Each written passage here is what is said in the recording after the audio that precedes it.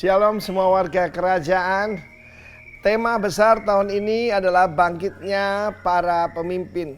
Tetapi juga perkataan emerging itu juga ada hubungan dengan yang lebih besar, yaitu awakening. Awakening itu kebangunan. Juga ada outpouring, pencurahan Roh Kudus. Pak Niko memberi nama Pentakosta ketiga. Lalu awakening itu di Amerika sudah dicanangkan oleh Mike Evans, yaitu ada the third great awakening. Yang pertama adalah waktu Jonathan Edwards 1720-1730, lalu kemudian selanjutnya dilanjutkan oleh para revivalist yang lain. Dan ada yang ketiga, yaitu revival. Revival itu adalah kebangkitan rohani yang besar sekali. Jadi bukan cuma bangun, tapi dihidupkan dari antara orang mati.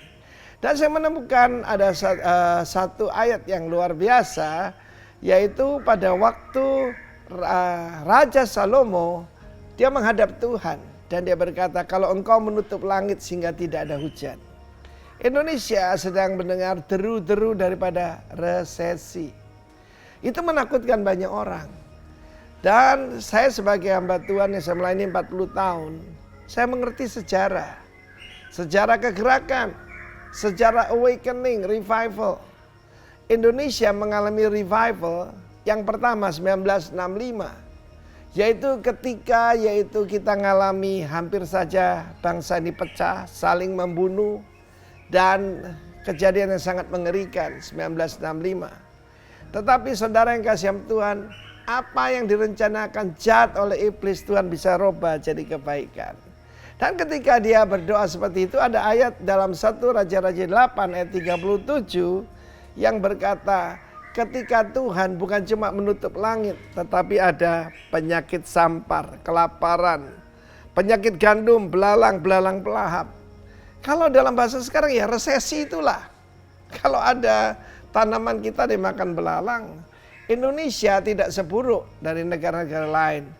Ini belum krisis moneter atau yang seperti tahun 98 ya, baru resesi.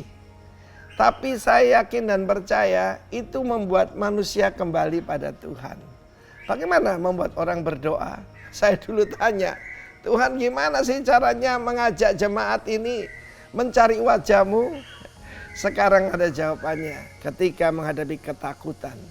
Ketika menghadapi takut akan kematian. People turn to God. Tapi dalam ayat 38 ada satu ayat yang dalam bahasa Indonesia tidak jelas. Di situ dikatakan the plague of their heart. Manusia mengenali yaitu penyakit atau sampar yang di dalam hatinya.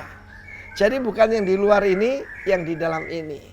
Saya sampaikan dalam waktu-waktu yang lampau itu bagaimana ada virus-virus yang lebih bahaya daripada corona, yaitu percabulan, perzinahan dan sebagainya yang sedang terjadi, yaitu juga kekerasan, kekejaman.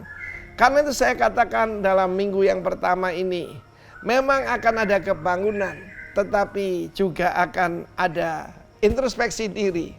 Memeriksa bukan cuma virus-virus, bukan swab test, bukan rapid test, tapi hard test.